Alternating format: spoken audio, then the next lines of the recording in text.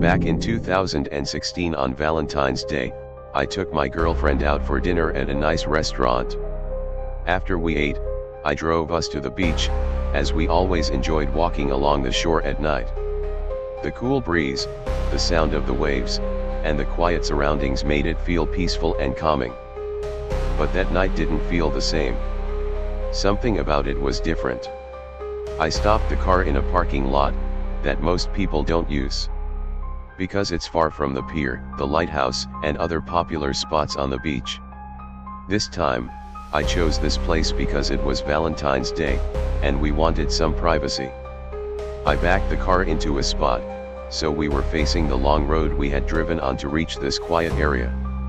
The parking lot was a little lower than the road, with a small slope leading down to it. We were listening to music while I shared some scary stories I had found on the internet.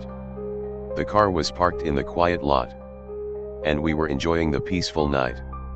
We had been there for about 30 minutes when we noticed a truck's headlights on the road above us. It was coming toward us fast.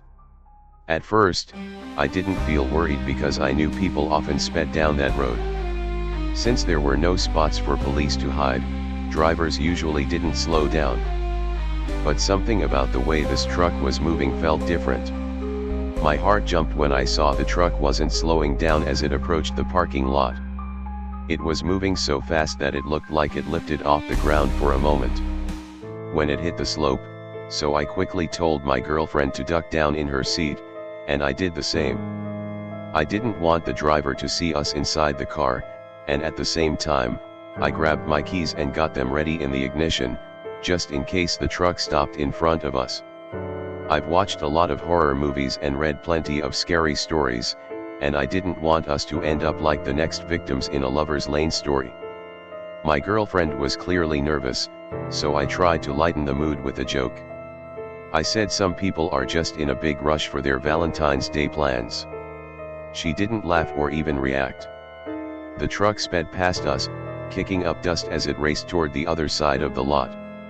It finally stopped about 50 yards away, near where the sand met the pavement. But something felt off.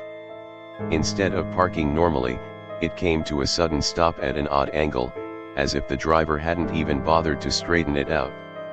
The engine stayed on, and we could see the glow of its brake lights cutting through the darkness. Bremen immediately jumped out of the truck and ran straight toward the water, shouting loudly. Since it was 9 at night, they quickly disappeared into the darkness. Then everything went silent again, and my girlfriend and I finally let out a deep breath. We started to relax, but less than 3 minutes later, the men ran back to the truck, jumped in, and sped off just as fast as they had arrived. We never saw them again. My girlfriend and I had seen enough for one night, so we decided to leave. We drove away quietly, not saying much to each other, both of us still trying to make sense of what had just happened. The next day at work, during lunch, I told one of my co-workers about the weird experience.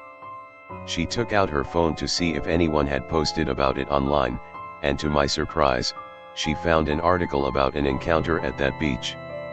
And it was exactly what I had just described. To summarize the news article, it said, a man was attacked Sunday night on the Hyenaim Pier. The incident happened around 9:15 p.m. The victim was a 20-year-old man from Oxnard, so it was clear that the men in the truck were the ones involved. They matched the description from the article, and everything lined up. At the time, I didn't contact the police, because I didn't know much about cars, especially the make and model.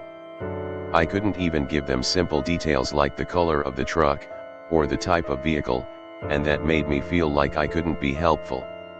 I just hoped someone else could provide the information they needed.